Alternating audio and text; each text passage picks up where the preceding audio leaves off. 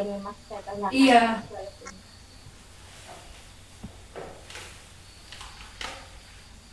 Membutuhkan OR. Sebentar nanti tak kirim dulu ke admin baru adminnya upload ya. Saya jadi tak kirim dulu.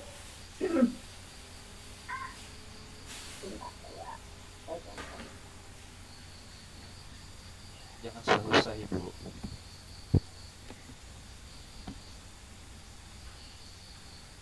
Kenapa Pak? Jangan susah soalnya Ibu. Enggak ada yang susah. Ya sesuai dengan modul toh. Kan menyesuaikan saja.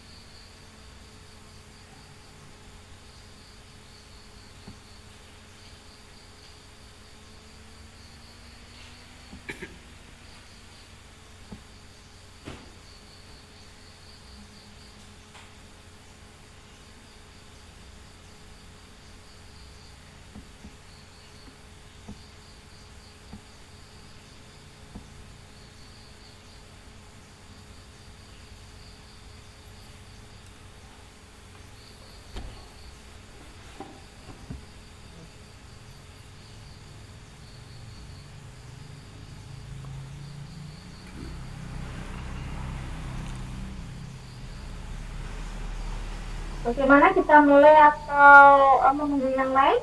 Ini masih 11 orang ya, kurang 10 orang. Sampai jalan baca deh. Oke, baik. Bismillahirrahmanirrahim. Assalamualaikum warahmatullahi wabarakatuh. Iya Bu, boleh. Waalaikumsalam Warahmatullahi wabarakatuh. Kesehatan sehingga malam ini kita bisa bertetap muka secara virtual ya di refleksi dan penguatan untuk modul 6. Nah, yang perlu mungkin kita cermati bersama bahwa ternyata kurikulumnya sekarang sudah ganti dan kemungkinan nanti Mbak Asismen ya itu juga ganti. Saya sudah ada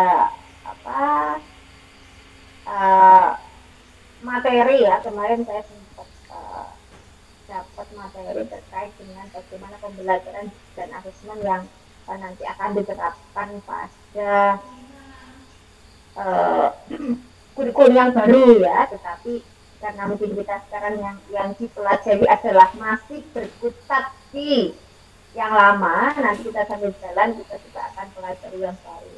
Nah, karena kalau tidak salah sekarang itu untuk modelnya untuk RPP dan sebagainya pasti kan sudah ganti semua nanti gitu. Sehingga kita itu di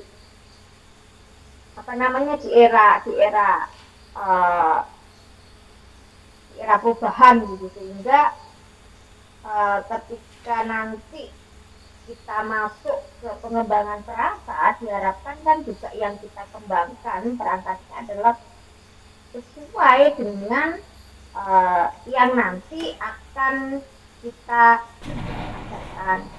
Mungkin nanti juga akan saya sampaikan juga ke teman-teman yang lain terkait dengan perubahan-perubahan yang ada di kurikulum. Nah, mungkin sebelum saya membahas ya yang kemarin itu ada yang perlu disampaikan kira-kira yang tidak pernah ngomong itu siapa ya? Pak Farod saya juga tidak pernah dengar suaranya.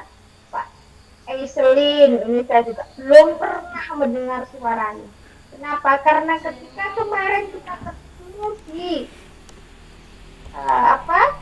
di awal itu juga belum masuk ya.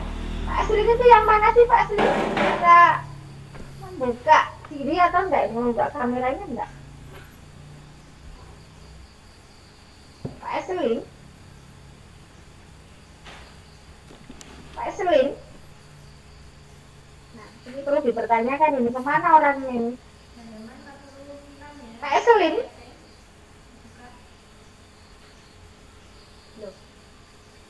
Pak Selin ini dari mana? Mungkin ada yang Dari Batu, Bu. nggak paham Pak. Dari Batu. Iya, dari Batu tapi Iya. ngajarnya di Malang kalau nggak salah, di Muhammad di mana ya? Di Malang lah ini ya. Kemarin waktu Karena perkenalan. saya belum pernah mendengar suaranya saya. Pak Selin. Baik, yang perlu saya sampaikan lagi kita itu ketika di proses ini juga ada nilai partisipasi ya. Kemarin saya sampaikan ketika Bapak Ibu juga menyampaikan sesuatu itu juga akan ada nilai partisipasi. Ketika aktif di forum diskusi itu juga akan masuk di partisipasi. Nah kalau diem saja, jadi saya kurang tahu tadi itu mungkin apakah bermasalah dengan mic-nya atau bagaimana kok tidak keluar suaranya. Biasanya bagaimana Pak Selin ini? Sesekali muncul Ibu, biasa Bu. Oh sesekali kok ya. Nah ini yang perlu dipertanyakan gitu kalau sesekali. Nah Bapak Ibu untuk tes sumatik nanti mungkin enggak apa-apa Bapak Ibu masih lanjut. Kalau mungkin sampai besok belum ada tes sumatik maka kita tes sumatiknya setelah diupload oleh admin. Tadi sudah saya sampaikan nanti setelah kita meet untuk soal-soal sumatik itu akan saya kirim ke admin ya karena ternyata tadi adminnya minta untuk soal-soalnya. Nah, soal-soal sumatik yang nanti akan keluar itu seputar dari apa yang sudah Bapak Ibu pelajari di modul 6. Nah, jadi nanti sesuai dengan apa yang Bapak Ibu pelajari di modul 6 itu. Nah, terkait dengan tugas, kalau kemarin itu hanya contoh ya kemarin ya. Suara saya kecil kah? Cukup jelas, Bu. Jelas, Bu. Cukup jelas, Bu. Biasanya kalau gini sering kecil gitu. Kalau Pak Soleh gini-gini membenarkan apa Pak? Letak headsetnya kan saya bertanya-tanya, jangan-jangan suara saya kecil gitu. Oke, kalau normal enggak apa-apa. Nah, kemarin tentang contoh di contoh di modul 6 untuk yang analisis penerapan itu kan memang adalah kebugaran jasmani. Nah, Bapak Ibu terserah kalau yang sudah buat ya, terserah yang mau dipilih materinya itu yang mana. Kemudian ada pertanyaan dari Bu Dahniar, apakah boleh materi yang lain silahkan. Tetapi paling tidak itu ada urutan dari proses yang memang harus kita lakukan ketika kita itu melakukan proses penilaian sampai kepada evaluasi seperti itu. Ya, oke. Mungkin ada yang perlu dipertanyakan dulu, silahkan. Tidak ada? Tidak ada? Belum Ibu, belum. Masa tetap yang bertanya? Ya, silakan Pak Soleh. Ya, baik Bu, terima kasih. Mungkin menanggapi dari modul 6 ini ada beberapa hal yang ingin saya coba sharing atau saya tanyakan. Memang kita sebagai guru ini salah satu tugas kita adalah memberikan penilaian kan Bu. Terutama di kurikulum yang K13 ini yang saya lihat, yang saya ketahui banyak sekali penilaian yang harus kita ambil ya kan, dimulai dari ada nilai harian, kemudian ada PPS, ada PAS, belum lagi nilai KI 3, KI 4 ya kan, sehingga banyak sekali nilai yang harus kita kumpulkan tuh dari anak-anak. Kemudian salah satunya yang jadi kendala ini, kalau di sekolah saya ini untuk pelajaran PJOK ini diterapkannya satu pekan itu hanya satu kali pertemuan Bu, jadi belum ke 4 JP, jadi masih 2 JP. Nah kemudian terkadang saya sering bertanya juga kepada diri saya sendiri, kira-kira alat ukur atau penilaian yang saya lakukan kepada anak atau peserta didik ini apakah sudah benar atau belum ya kan? Karena melihat dari misalkan contohnya aja kita mengajarkan anak-anak tentang KD 3.1 misalkan di kelas 4 tentang permainan bola besar, kita ambil misalkan permainan bola voli ya kan, di situ kita ada materinya misalkan tentang servis, baik itu servis atas misalkan atau servis bawah. Kemudian dengan waktu biasanya lah satu KD itu atau satu materi itu 1 bulan, 4 pertemuan. Nah, jadi dalam 4 pertemuan itu otomatis kita harus memberikan baik itu dari segi teorinya dan juga prakteknya. Artinya sangat singkat sekali pembelajaran yang kita lakukan ya kan. Belum lagi kalau ada kendala kegiatan yang lain, ada pramuka lah, ada lain sebagainya, anaknya ikut lomba lah dan lain sebagainya, itu terkadang jadi kendala juga. Nah, kemudian setelah itu kita bikin alat ukur untuk penilaian, misalkan untuk praktek ya kan, biasanya kalau guru olahraga saya lihat di teman-teman yang lain itu yang senior-senior, alat ukurnya itu mereka misalkan bikin lapangan, di lapangannya itu ada kotak, ada poin, jadi mereka lakukan servis, bila nanti ke pojok poinnya besar, misalkan bila dekat poin. Jadi masalah dengan pertemuan PJOK yang sangat singkat ya kan, dengan waktu yang terbatas itu, kalau sampai kita menilai anak-anak sampai seperti itu, apakah itu sudah benar Bu ya kan? Jadi kurang lebih sama dengan kayak kepelatihan. Kalau kepelatihan kan wajar saja, anak menguasai satu teknik aja kan kita perlu berkali-kali latihan ya kan. Karena sebagai seorang guru saya pun menjadi pelatih juga. Yang saya rasakan untuk menguasai satu teknik dalam cabang olahraga itu perlu waktu ya kan. Sedangkan di PJOK yang dengan waktu yang singkat itu tuntutannya harus seperti itu, saya kira itu menjadi kesulitan. Nah mungkin seperti itu Bu. Bagaimana tanggapan Ibu dan atau teman-teman yang lainnya? Terima kasih. Ya, terima kasih Pak Toles. Jadi memang itu menjadi kendala kita juga. Jadi yang pasti begini, PJOK itu tidak sama dengan pendidikan olahraga ya, pendidikan olahraga. Karena yang pasti memang ketika kita itu mengajarkan anak kita, kalau kita lihat juga dari urutan KD, ya, KD mulai dari SD, kemudian SMP, SMA itu kan akan ada di situ tingkatannya atau gradasi begitu. Nah, kalau di SD itu kan memang di situ materinya kan ada tadi disampaikan bola voli, ya. Bola voli, tetapi untuk pokok ya ataupun juga untuk materi, sebenarnya materi kalau kita dikasih tuntutan di SD itu apa yang harus terpenuhi? Gerak dasar biasanya kalau di gerak dasar. Ya, oke, gerak dasar.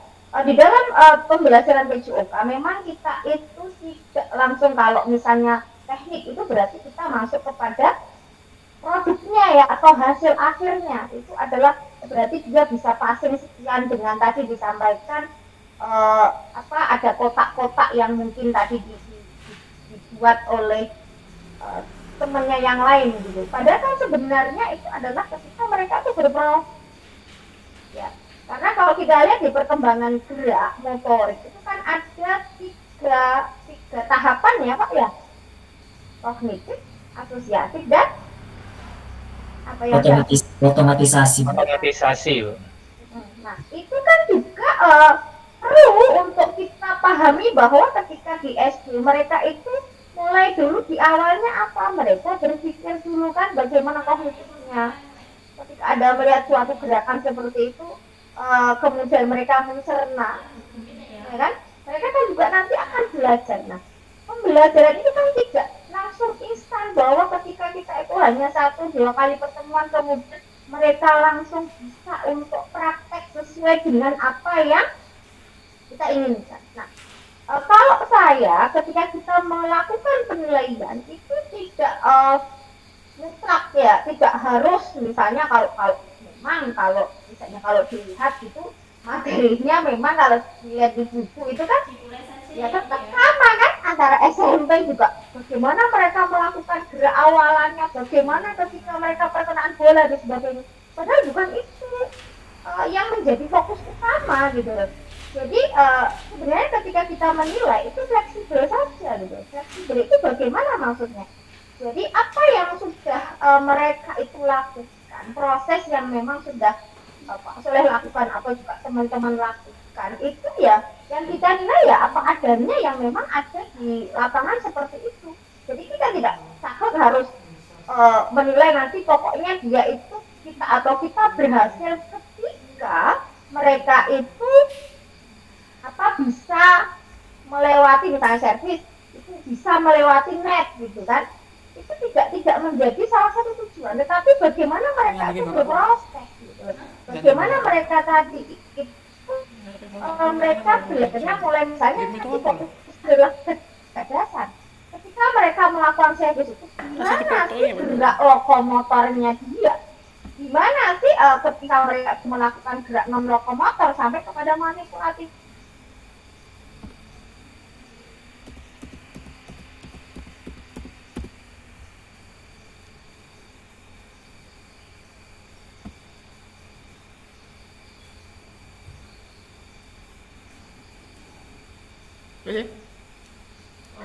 Padahal ketika kita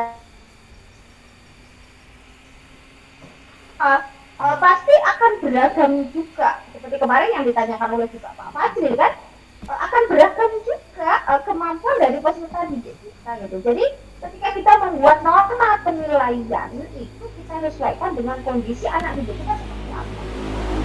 Tidak harus misalnya kakinya harus seperti ini, tangannya harus seperti itu, enggak gitu loh. Tetapi bagaimana ketika mereka itu melakukan itu enjoy.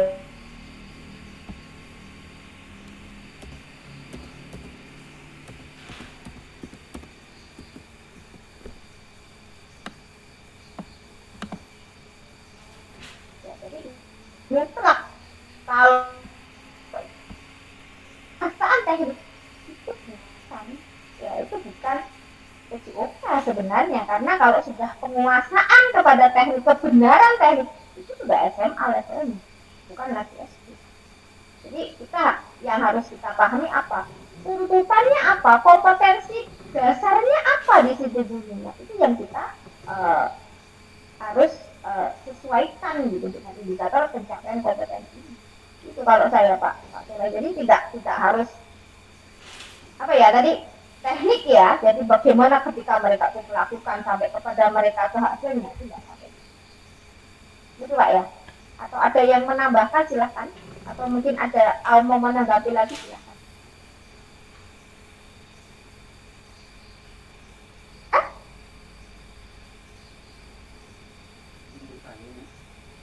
Bagaimana Pak Soleh mungkin sekali lagi kira-kira? Sudah. Jadi yang pasti jangan dari hasil gitu ya, tapi bagaimana proses.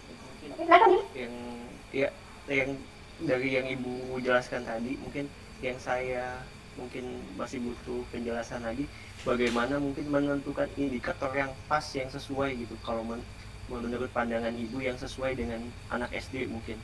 Anak SD, kalau mungkin untuk tahap SMP, SMA mungkin lebih ke tekniknya atau mungkin keterampilannya dalam permainan bola besar. Nah, pada saat yang di anak untuk SD itu indikator yang sesuai menurut Ibu seperti apa? Mungkin jadi referensi kami SD yang indikatornya seperti apa? Oke, jadi kan yang pasti kan kalau kita lihat ya, yang pasti ketika kita menilai kita kan harus menyesuaikan. Ketika kita menilai apa yang menjadi tolok ukur kita atau apa yang menjadi pedoman kita, itu pasti adalah dari IPK-nya. Ya, dari IPK. Kenapa? Karena ketika kita itu merumuskan IPK, yang pertama yang kita harus lihat apa? Bagaimana karakteristik peserta didik.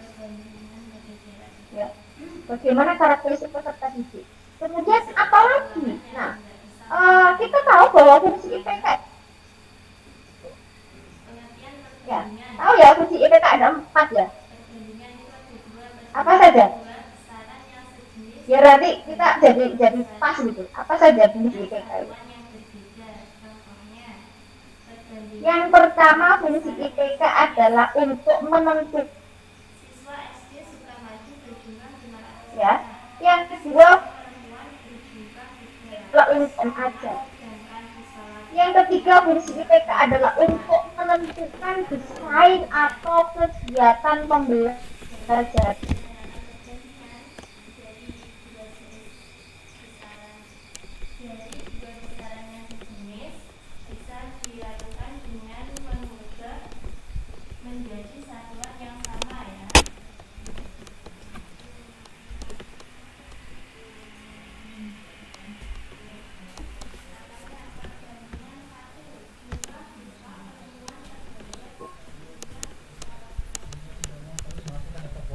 Dan tadi kami melihat masih ada ambulans yang terus berdatangan menuju ke puncak Semeru.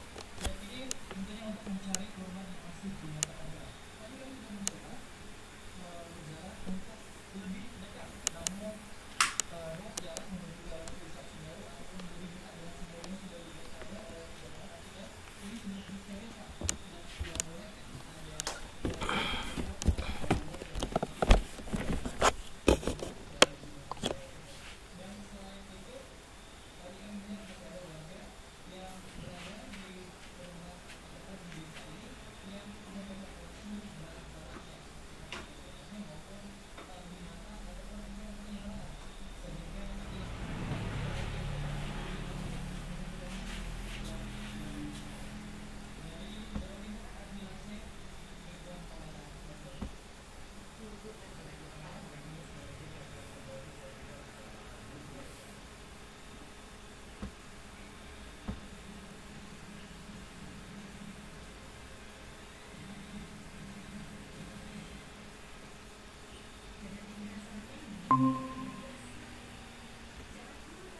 kadang-kadang kenapa? Kadang-kadang ketika merekonstruksi, kadang-kadang mereka tidak melakukan awalan kan langsung saja gitu.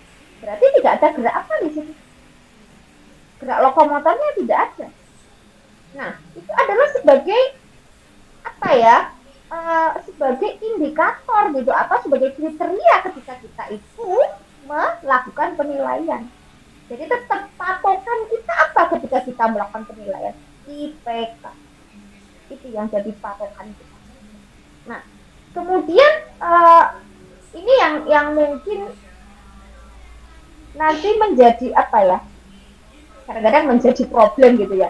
Karena memang tuntutan untuk pembelajaran inovatif salah satu ini adalah bagaimana ketika kita itu membelajarkan hot ya. Ketika kita membelajarkan hot, paling tidak ketika kita merumuskan IPK kan harus ada unsur hotnya. Ya, apalagi walaupun di SD itu KD-nya itu hanya C2, SMP itu adalah C2, tetap kita dituntut untuk menyusun soal yang hot. Nah, ketika kita itu disuruh menyusun soal hot, paling tidak pembelajaran kita juga harus hot.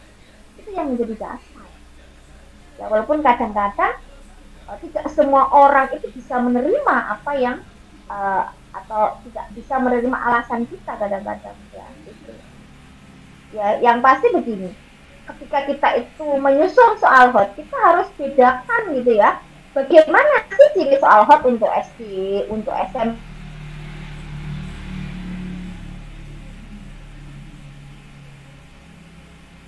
Mereka hanya membedakan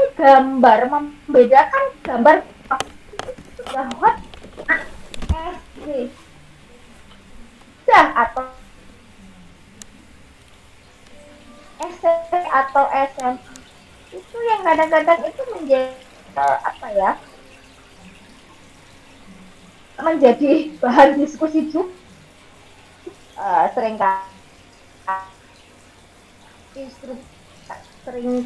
berbeda paham terkait dengan implementasikan kepada anak. Ini itu ya Pak IPK yang sudah tulis Bapak Ibu seperti apa. Nah, itu yang nanti akan Tuhan. Dan kita juga akan menentukan apa kriteria yang sesuai dengan IPK itu apa. Seperti itu ya. Oke, ada lagi. Pak Esrin sudah bisa ngomong ini? Iya Bu, baru sampai rumah. Baru sampai rumah. Iya. Saya belum dengar suaranya itu, makanya kan saya. Iya. Ini mana ya? Pak Esrin dari mana itu Pak Esrin? Saya dari Malang. Oh, dari Malang. Iya, Malang. Apa, Pak? Di SMK Muhammadiyah 7 Gondang lagi. Oh, Ngajar di ya SMK. Jadi ya apa? Cuma kelas diajar kelas 3. ya. Nah, Tidak ada. Di sini ada berapa orang? Dari SMK. Pak Al, Pak Esrin.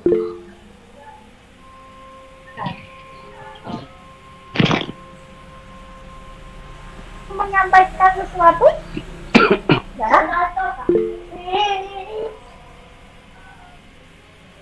Boleh lagi yang lainnya. Ini mau dari tadi kita berbicara mengenai di sumatif atau soal itu ini baik itu di PTS ataupun PA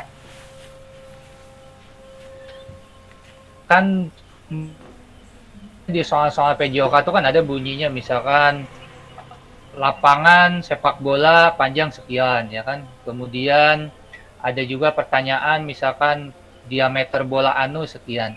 Kira-kira apakah pertanyaan seperti itu sudah benar Bu ya kan, kalau melihat dari sebagai contoh misalkan di indikator kelas 4 di 3.1 itu memahami titik sesuai dengan konsep ruang usaha dan keterhubungan dalam permainan bola besar, sederhana dan atau tradisional. Nah, tapi soal yang muncul biasanya kan seperti itu. Bagaimana sejarah bola voli misalkan, bagaimana sejarah, apakah soal-soal seperti itu sudah benar Bu? Kemudian bagaimana membedanya antara soal di SD, di jenjang SD, jenjang SMP, jenjang SMA, isinya pasti sama-sama aja juga ya kan? Tidak mungkin di SD sekian, di SMP sekian, SMA sekian. Pasti itu juga untuk kognitifnya. Itu seperti apa Bu? Terima kasih. Oke, nah kita kembali lagi tetap ya, itu kalau di SD itu kan ada materi itu ya, dan ada submateri. Nah, kita kembali lagi ke apa? IPK-nya yang itu untuk pengetahuan.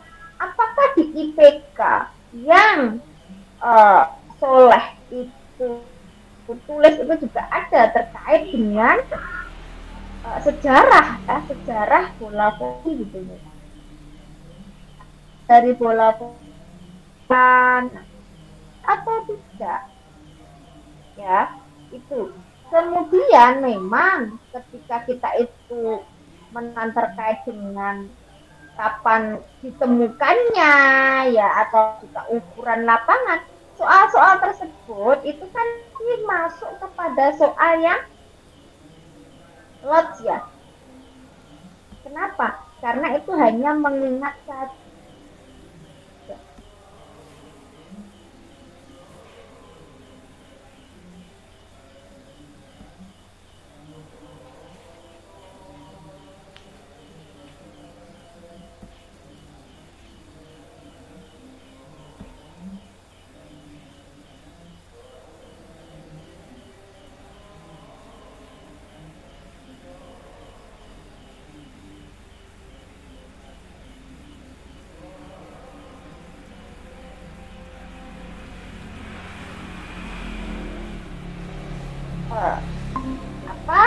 Presentase adalah masuk soal yang hot itu adalah 30%.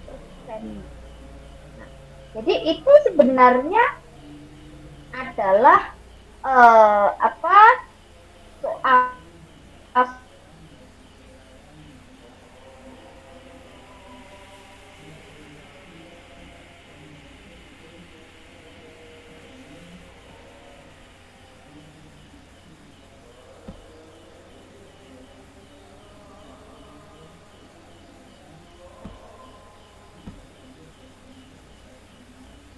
Gini, misalnya mengidentifikasi suatu gerakan begitu Bu.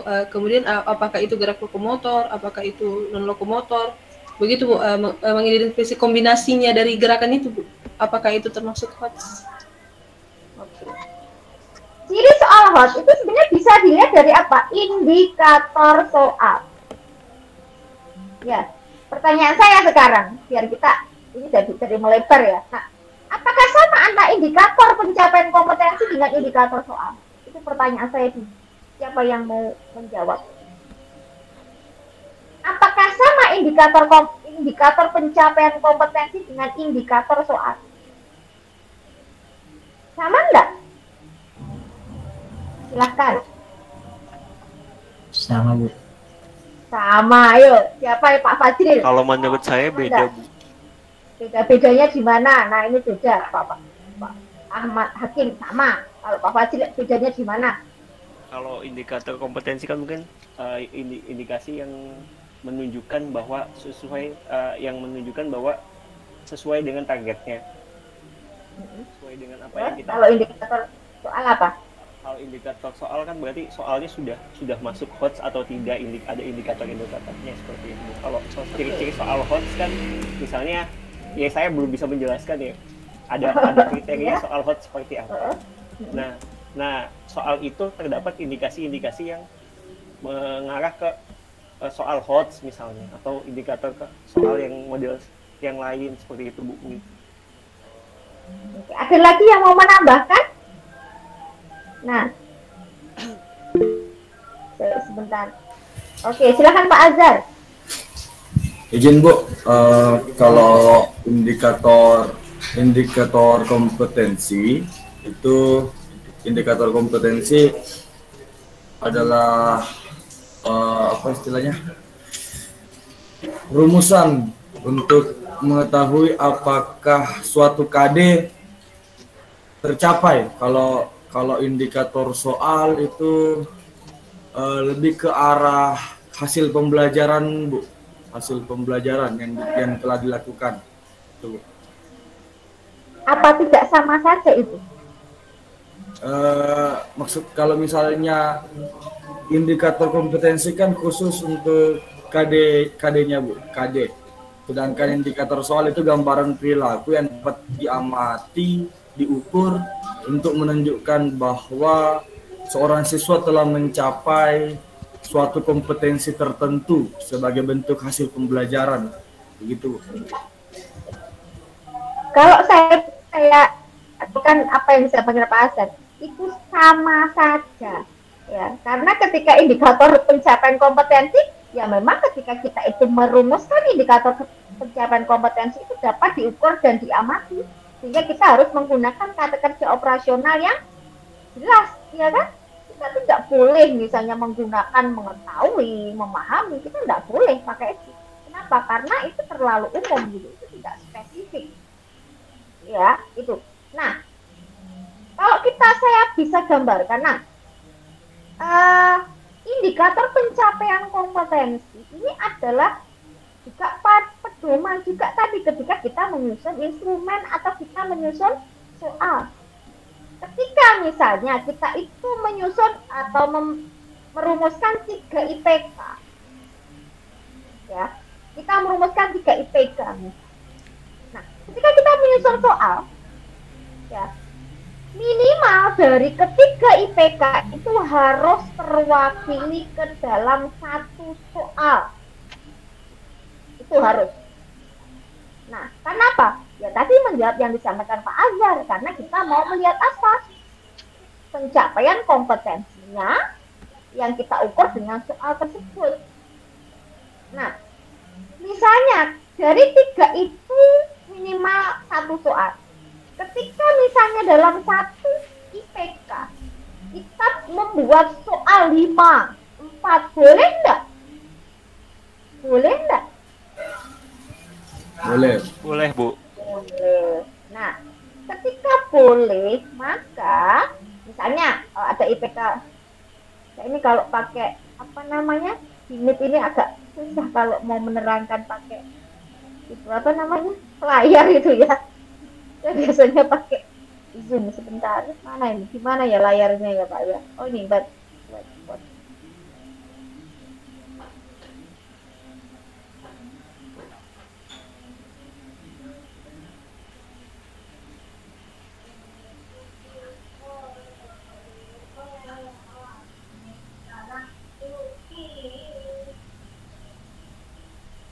Kelihatan nggak ini? Belum ya, whiteboardnya belum kelihatan ya, sebentar.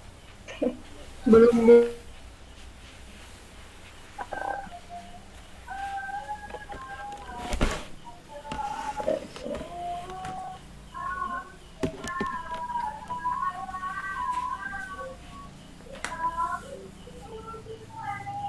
Bisa ya?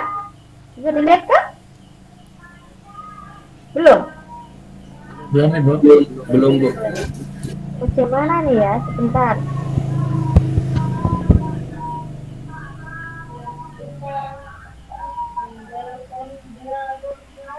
Mana? Oke, Pak. Saya kok agak susah ini ya. Sebentar.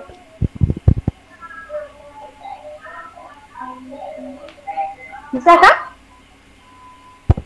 Terus? Belum, Bu.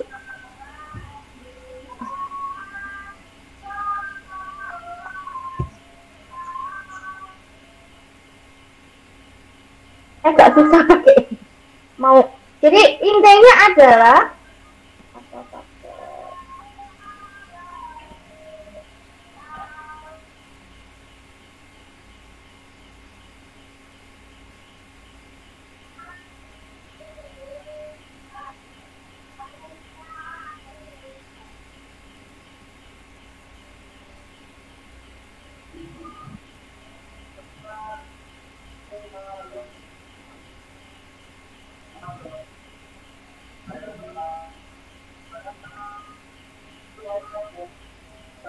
Oke.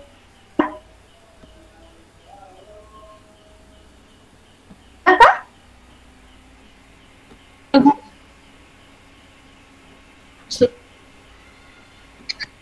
Ketika kita apa Bapak Ibu? Kisi-kisi ya? Ya Bu, kisi-kisi.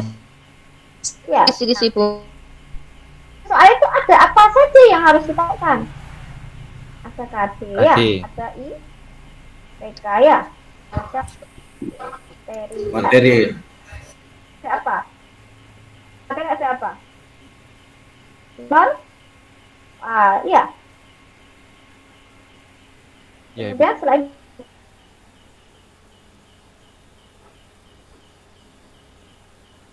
dan nomor soal. Betul kan? Ketik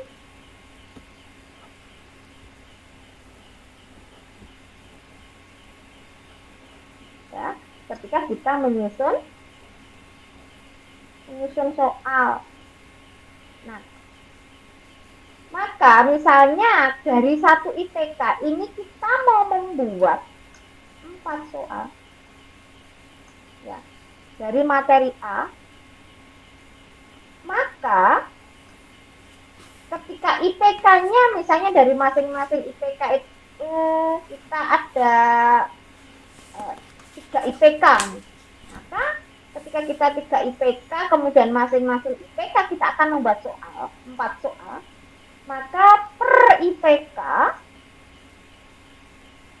indikator soal yang harus kita buat 4. Kenapa kok 4 kira-kira? Kenapa kok 4 kira-kira? Karena begini, indikator soal itu akan mencerminkan soal yang kita buat itu seperti apa. Ya, itu akan mencerminkan soal yang kita buat itu akan seperti apa. Kemana lagi tadi sebentar? Saya cari lagi. Benar. Oke, nah misal ya, kalau tadi kita bicara terkait dengan soal hot, maka di dalam kita merumuskan indikator soal, paling tidak ada unsur apa? A, B, C, D. Mungkin sama dengan apa? Hampir sama dengan tujuan. Nah, ketika tujuan pembelajaran mungkin degree-nya itu lebih spesifik gitu ya. Tetapi kalau ini dengan benar, dengan tepat itu sudah. Nah, bagaimana ketika kita itu menyusun atau merumuskan indikator soal? Jadi misalnya begini. Ya, karena memang salah satu ciri dari soal hot adalah adanya apa? Stimulus. Ya, stimulus. Harus ada apa? Stimulus. Stimulusnya berupa apa? Tadi kalau disampaikan Budian, bisa berupa gambar. Ya, bisa berupa apa? Grafik, tabel, ya kasus, atau narasi, dan lain-lain. Nah, maka ketika kita membuat indikator soal, bunyi indikator soalnya misalnya adalah dengan diberikan gambar, peserta didik dapat menganalisis ya perbedaan gerak lokomotor non lokomotor dan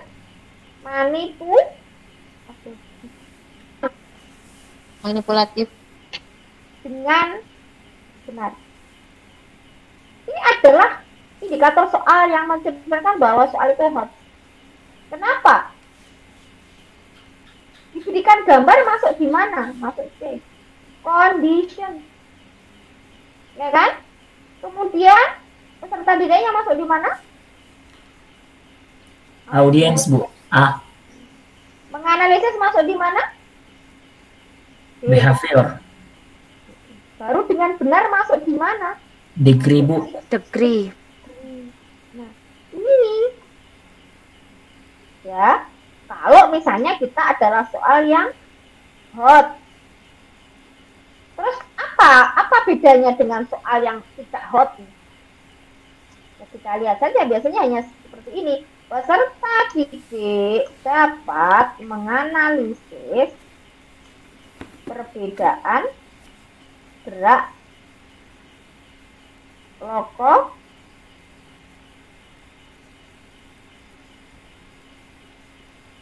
non lokomotor dan manipulatif dengan benar.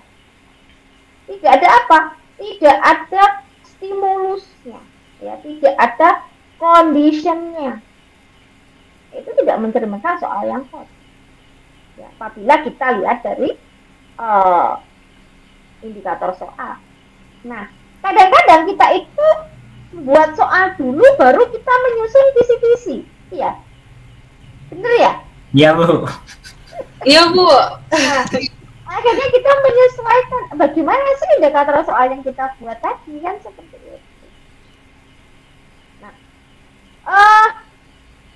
kalau menanggapi dari apa yang sudah atau ditanyakan oleh Pak Soleh tadi, ketika tadi menanyakan terkait dengan apa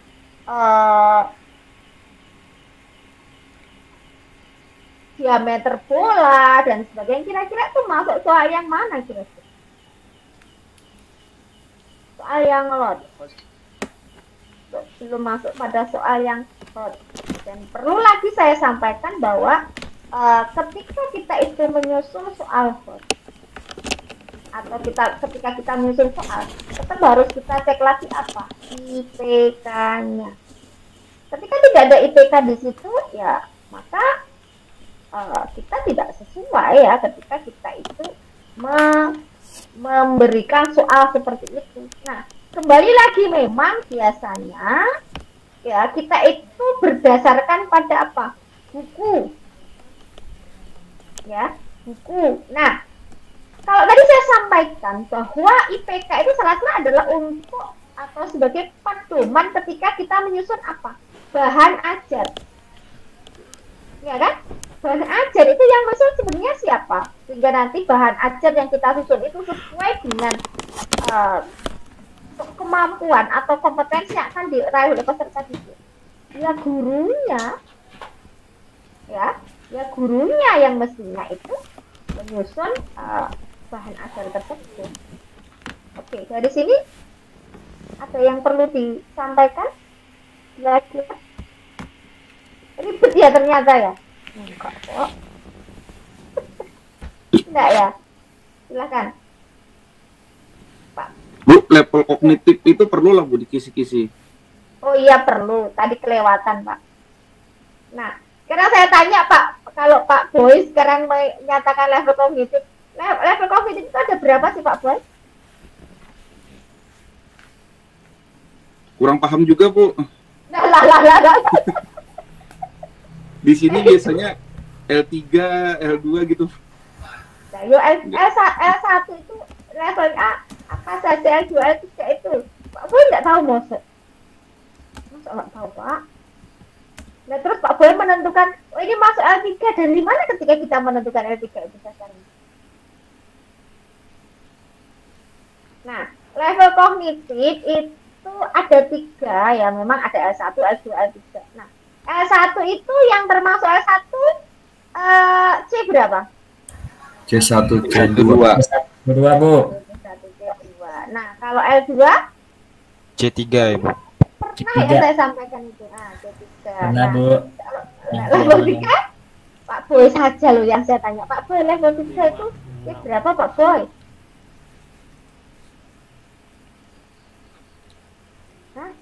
Level berapa tadi? L3. Nah, level 3. Ya. Level 3. C berapa, Pak? Mungkin C4, Bu. Jangan mungkin kok, Pak. Ya sudah, tinggal sisanya saja kan. Kalau sudah disampaikan kalau L1 kan C1, C2 gitu. L2-nya adalah C3 ya pasti L3-nya ya sisanya ya 4, 5 dan 6. Oke. Ada lagi yang perlu disampaikan. Karena begini Pak Soleh ya, kita tidak menutup kemungkinan bahwa memang soal-soal juga yang di UB itu juga masuk yang soal kadang-kadang bukan yang soal hot loh, tapi itu UP yang tahun kemarin sepertinya. Kalau sekarang masih ada enggak ya? Ada juga sih yang seperti itu. Itu ya masih tetap ada tahun berapa itu masih. Oke. Ada lagi yang perlu disampaikan kira-kira?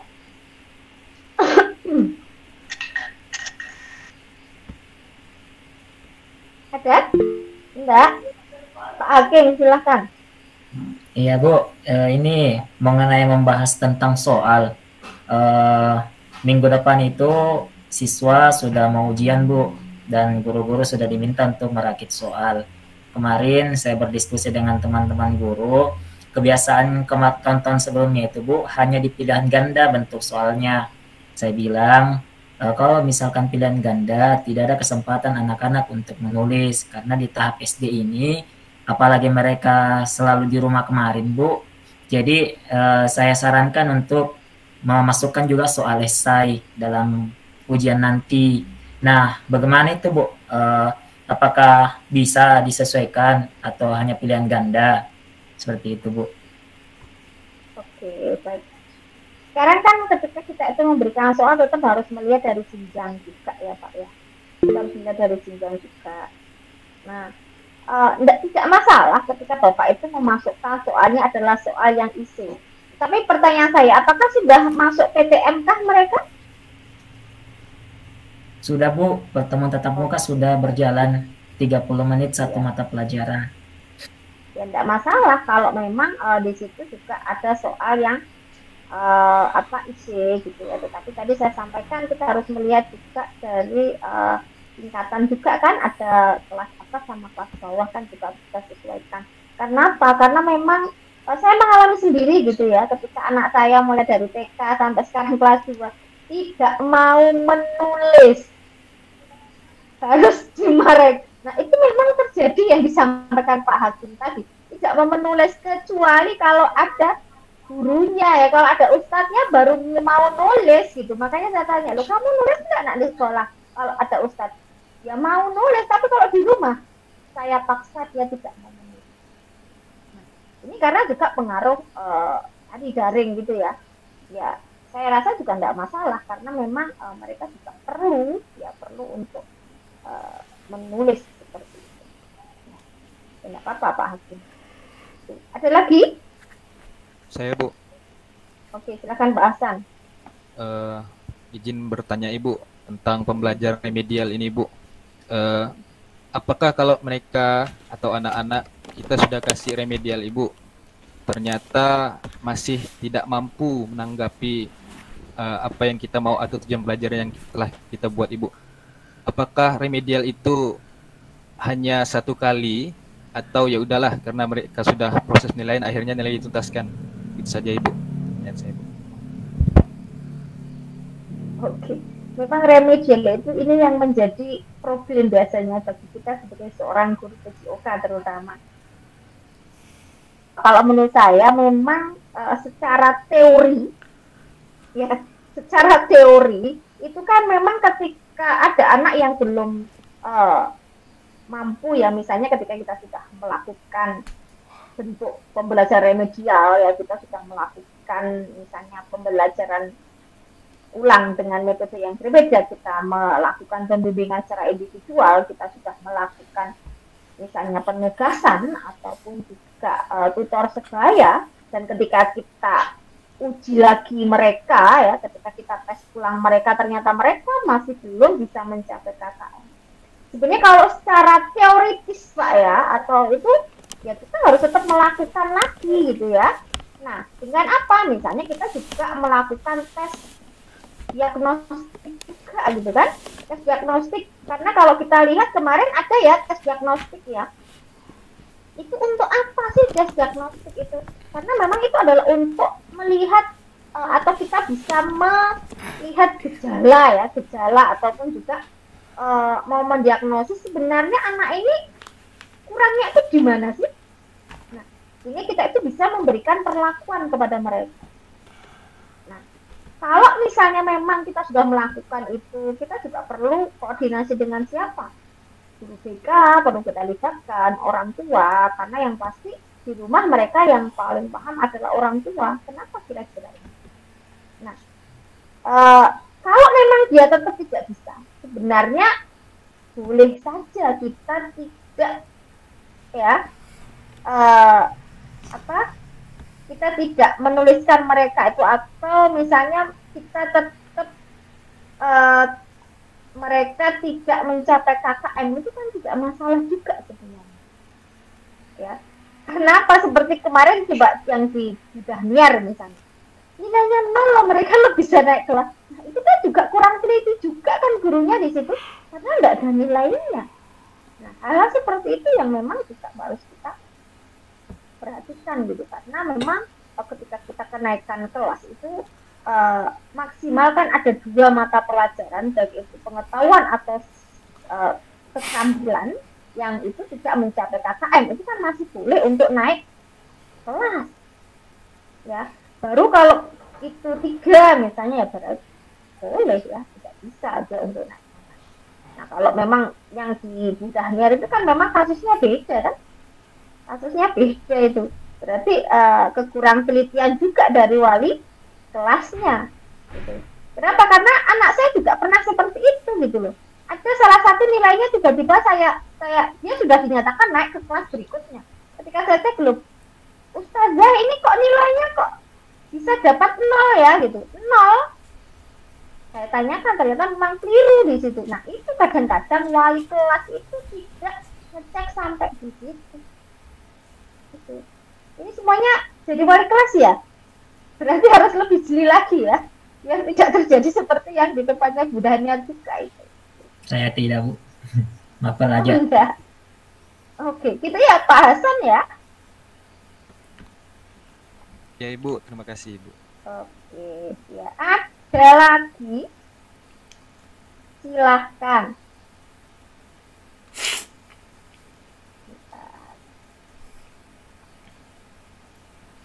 Kemudian dari kemarin yang PPT yang sudah saya cari itu sudah dibaca-baca belum ya kira-kira ya?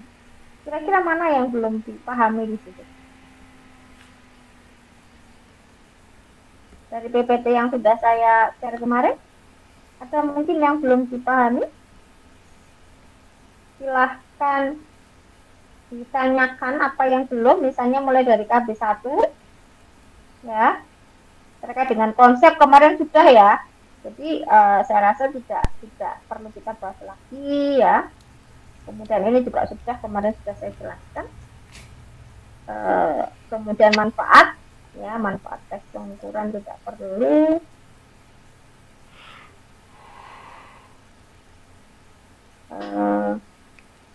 Kemudian ya, ini juga sudah. Nah, ini adalah perbedaan dari penilaian. Oke. Ada nggak yang ini yang belum terbahas gitu? Silahkan untuk didiskusikan gitu ya, sehingga kita nanti bisa. Oke, tadi sudah.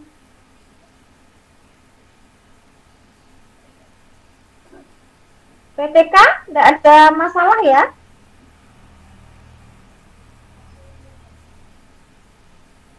Tidak ada masalah ya? Halo? Halo Bu, iya Bu. Oke. Iya Bu. Ya ada. Ya ada nggak dari slide yang sudah saya tayangkan tadi yang mungkin perlu didiskusikan? Silahkan. Atau cukup 1 jam saja selesai? Nggak apa-apa, saya tuh sih nyantai saja sih.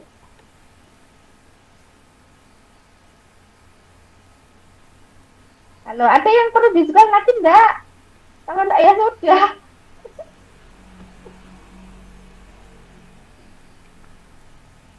Oke, saya mau tanya, Pak Farad ada enggak ini Pak Farad? Ada Ibu, ada. Oh gitu. Suaranya mana Pak Farad? Apa ya? Ada, Ada yang perlu disampaikan? Mungkin ini ya Bu, terkait dengan apa namanya, penelitian tindakan kelas. Untuk penelitian tindakan kelas ini kan penelitian yang terjadi secara ilmiah begitu, secara alamiah, dan untuk penelitian tindakan kelas ini apakah ada batas waktu pencapaian indikator keberhasilannya Bu? Yang mana kemarin terkait dengan penelitian tindakan kelas ini kan direfleksi di apa namanya penerapan setelah perencanaan itu kan ada beberapa siklus yang mana apakah siklus ini ada batasannya. Nah, kalau misalkan ada batasannya dan bagaimana apabila dalam beberapa siklus ini penelitian ini tidak tercapai begitu, apakah ada hal-hal yang perlu direfleksikan pada siklus yang ditetapkan tersebut, apakah bisa ditambahkan lagi Bu? Seperti itu. Terima kasih. Oke. Nah, apakah siklus itu dibatasi? Intinya kan seperti itu Pak ya. Siklus itu tidak dibatasi. Iya. Jadi misalnya ketika kita siklus pertama, yang tercapai hanya berapa persen ya, kita menentukan indikator pencapaian, indikator keberhasilannya adalah 80% siswa itu mencapai KKM misalnya. Ketika siklus pertama, masih 60% siswa. Nah, berarti kan ketika itu masih ada 20% dari target kita untuk pencapaian dari indikator keberhasilan tadi masih belum tercapai, maka kita perlu untuk melakukan refleksi. Ya, kira-kira ini kenapa sih? Ya, dari apa yang sudah dilakukan tadi, kira-kira ada kurangnya di mana sih? Ataukah perlakuan yang kita lakukan tadi memang belum maksimal atau seperti apa? Nah, itu kan perlu lagi kita lakukan refleksi, kemudian kita akan memberikan lagi untuk perlakuan itu pada siklus berikutnya. Sama halnya misalnya Bapak itu sakit kepala misalnya, sudah minum obat apa misalnya paracetamol. Nah, paracetamolnya pertama 1 hari itu 2 kali gitu. Kok 2 kali kok masih pusing ya kira-kira. Nah, Bapak perlu untuk menambahkan apa? Dosisnya mungkin ya, atau mungkin ditambah dengan yang lain. Oh, ternyata ini ada infeksinya, makanya panasnya tidak turun-turun. Bapak kasih apa kira-kira? Kasih antibiotik. Ya kan, karena apa? Karena ada infeksinya di situ.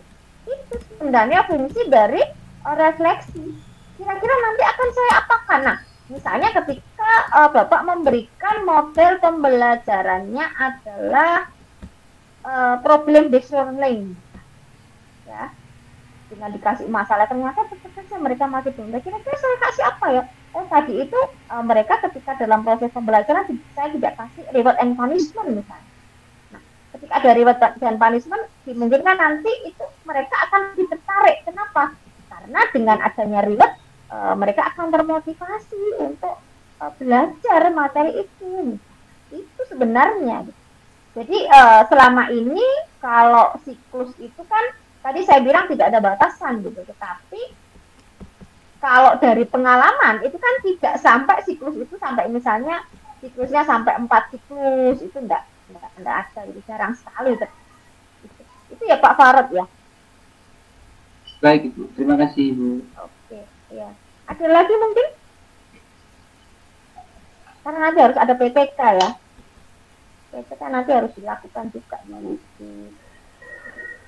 di sekolah gitu. Tapi yang pasti jangan disamakan gitu ya antara PPK. Kadang-kadang ada yang masih menyatakan bahwa PPK itu ada pre-post. Itu salah. Karena di dalam PPK tidak ada. Kalau pre-post adanya di mana Bapak Ibu? Di eksperimen ya. Jadi tidak ada pre-post. Itu kadang-kadang masih ada. Kemudian pakai uji statistik kadang-kadang. Pakai apa? Pakai uji T. Ya itu bukan PPK, itu sudah jelas bahwa itu adalah eksperimen. Karena mereka melihat dari perlakuan yang kita sudah lakukan. Peningkatan saja gitu kan.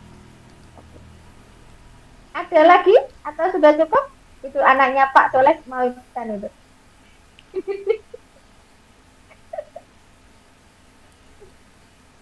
Oke, ada lagi Bu? Hah? Ya? Silakan Pak Wajib. Tanya masalah remedial. Kan dalam remedial yang sebenarnya kan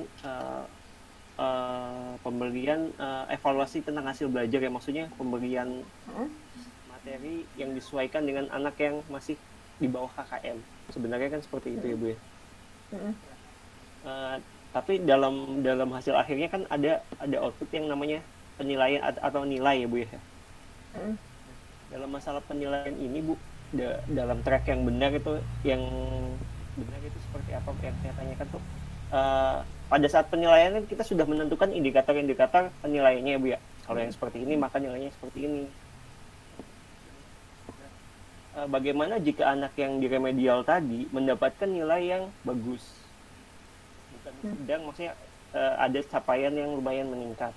Nah, maka nilainya itu sesuai dengan indikator tadi atau dirubah lagi menjadi lebih rendah nilainya atau seperti apa kok? Karena ada juga kan anak yang nilainya sudah mencapai KKM sesuai dengan indikatornya tapi nilainya hanya sedang atau di atas KKM hanya sedikit. Nah, untuk yang di remedial mungkin di atasnya si anak yang tadi yang hanya di atas KKM itu hasilnya. Nah, nilai yang baik, yang adil menurut penilaian PJOK itu seperti apa, Bu? Apakah bisa sesuai dengan indikator yang sudah kita tentukan yang tadi di awal atau dirubah lagi seperti itu, Bu? Oke, saya jawab. Nah, ketika kita melakukan remedial itu kan pasti akan ada nilai. Nah, ketika nilai akhir itu lebih tinggi ya daripada nilai yang KKM gitu. Nah, mana nilai yang akan kita berikan? Ada tiga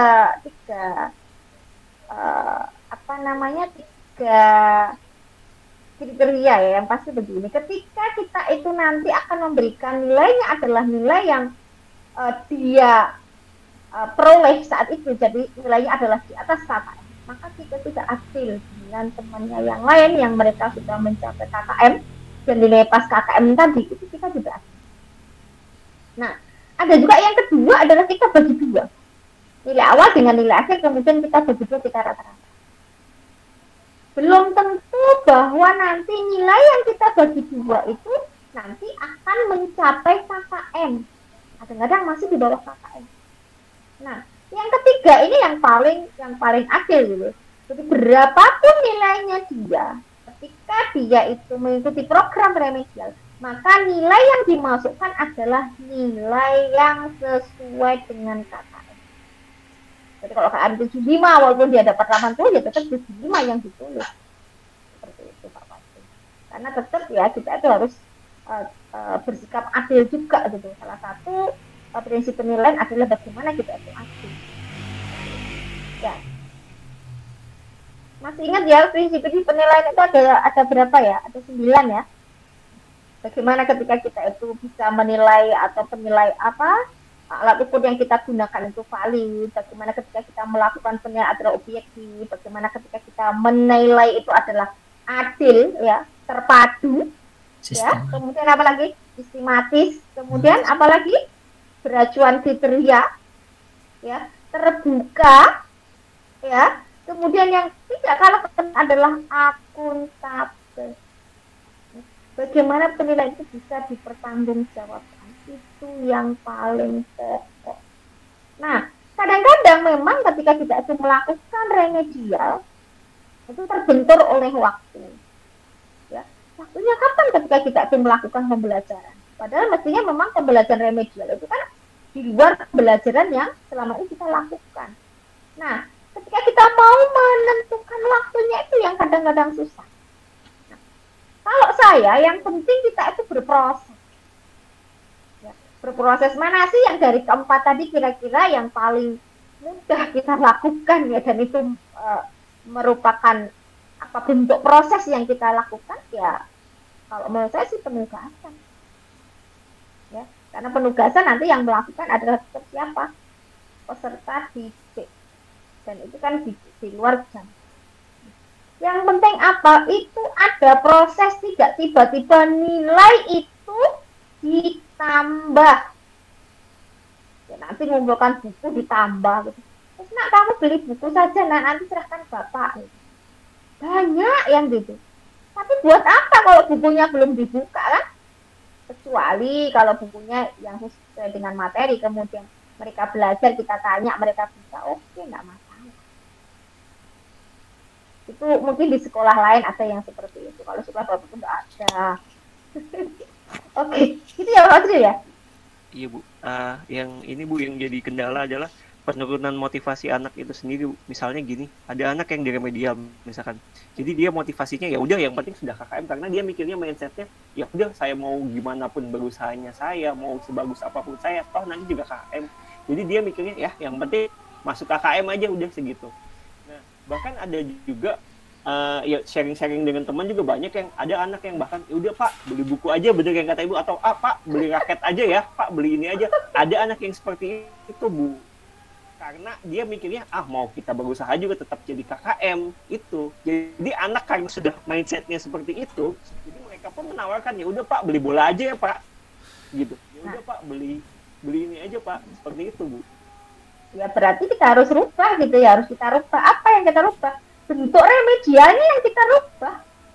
Misalnya kita memanfaatkan super supaya tetap remedial kan bukan berarti kalau penugasan kemudian tiba-tiba mereka langsung nilainya nambah kan enggak gitu ya, tetapi kita apakan lagi, kita tes ulang lagi gitu. Jadi ketika kita melakukan 4 bentuk remedial sudah kita lakukan, ya tetap kita lakukan tes ulang lagi. Bagaimana hasilnya? Ya, sehingga ya mungkin perlu tadi ya, perlu shock terapi juga gitu ya, biar tidak hanya ya tadi Pak beli bola saja, Pak beli buku saja gitu. Berarti harus ada shock terapi misalnya. Ya sudah, kamu tidak mencapai KKM, ya saya tulis di raportnya tidak mencapai KKM misalnya. Tapi yang terjadi adalah wali kelasnya pasti akan protes, ini PJOK pelajarannya cuma gitu aja kok enggak. Nah itu kadang-kadang karena kadang-kadang PJOK itu dianggap remeh. Gimana ketika kita itu bisa meningkatkan pamornya PJOK gitu. Karena kalau kita tahu bahwa PJOK adalah sebagai bagian integral ya, bagian penting dari kegiatan pembelajaran secara keseluruhan. Tapi itu masih sangat sedikit.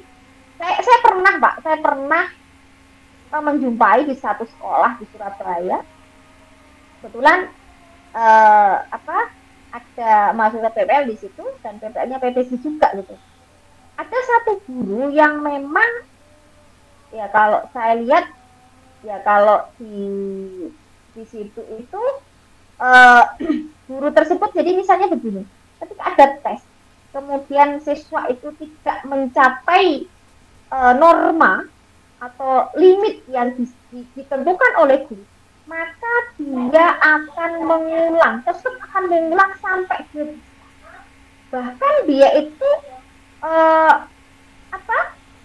ketika pelajaran lain dan itu waktunya dia ngulang, ya tetap dia tinggalkan pelajaran yang lain itu demi untuk ngulang. Itu ada di satu sekolah di SMA 1 Surabaya. Itu seperti itu. Jadi intinya kan tidak meremehkan bukannya gitu ya. Berarti memang benar-benar disiplin sekali. Mungkin itu juga perlu kita terapkan, walaupun mungkin berat ya. Karena memang tidak semua sekolah seperti itu. Saya baru melihat itu di Surabaya, di SMA 1 Surabaya itu gurunya menerapkan seperti itu. Jadi intinya akhirnya PJOK tidak dianggap remeh gitu. Walaupun misalnya pelajarannya waktu itu mereka itu harus remedial itu adalah matematika, ya ditinggal sama dia untuk ikut tes tersebut. Itu ada yang ya. Jadi mungkin image-nya yang memang mungkin harus perlu kita rubah ya, bahwa memang PJOK adalah bagian integral ya, dari pembelajaran secara itu ya Pak Fadil ya. Ya memang agak susah ya kalau itu sudah menjadi budaya gitu. Budayanya karena antara guru yang satu dengan yang lain enggak sama gitu. Nanti takutnya gini, aduh susah ikut Pak Fadil, nanti mesti gitu ikut Pak ini saja misalnya. Kadang-kadang yang seperti itu gitu. Enak diajar Pak Hakim saja, kenapa? Enak kok Pak Hakim, nanti saya belikan buku loh, nilai saya nambah. Gitu. Dan kadang-kadang mereka itu akan membandingkan. Tetapi kalau misalnya di dalam satu sekolah itu ya, persepsinya sama, saya rasa juga itu tidak akan terjadi gitu. Tetapi kalau di dalam satu sekolah antara guru satu dengan yang lainnya persepsinya sudah berbeda, alah biarkan saja gitu. Nilai itu gak kalau di Jawa ya, nilai itu gak kulaan. Tahu kulaan enggak ya? Nilai itu enggak apa Pak? Ini yang dari Jawa siapa ya Pak Eslin ya Pak? Jadi maksudnya tidak beli ya. Tidak beli. Itu yang memang kadang-kadang terjadi gitu. Ya, tapi ya kalau kita itu bisa mempertahankan itu, saya rasa tidak ada masalah. Gitu. Begitu kan Pak? Atau ada yang lain? Ini yang tidak masuk siapa ini? Pak Soleh di absen ini kurang 3 loh ya. Anggotanya di absen, nanti kirim saya. Ya Bu, nanti saya cek Bu. Iya, atau ini saya screenshot. Bentar, saya ada tulis sebentar.